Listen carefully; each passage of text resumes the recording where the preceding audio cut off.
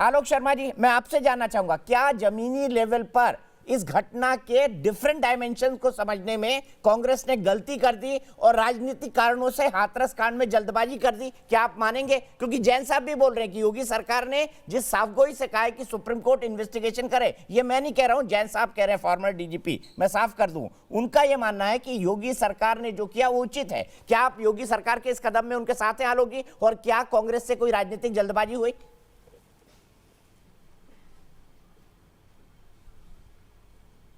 देखिए, मैं समझता हूं कि रेप पीड़िता को न्याय मिले, ये सब चाहते हैं।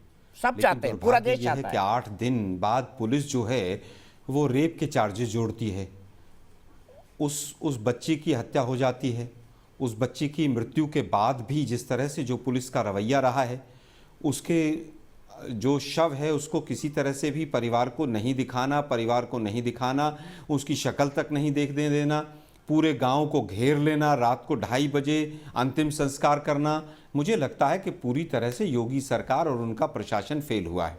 जहां तक प्रश्न का आपका दूसरा हिस्सा है कि कांग्रेस से जल्दबाजी हुई, कांग्रेस से कोई जल्दबाजी नहीं हुई।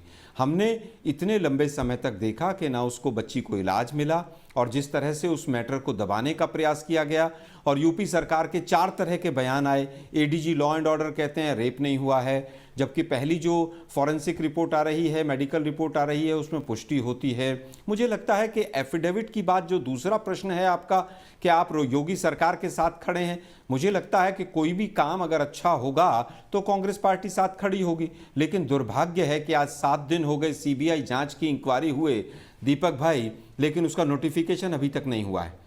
जो एफिडेविट दिया गया है 131 पेज का सुप्रीम कोर्ट में, उसमें 50 तरह के अपने आप में कॉन्ट्राडिक्शंस हैं। जो स्टेटमेंट सरकार के आए हैं और जो एफिडेविट में कहा गया है, उसमें तमाम तरह के पूरी तरह से कॉन्ट्राडिक्शंस हैं।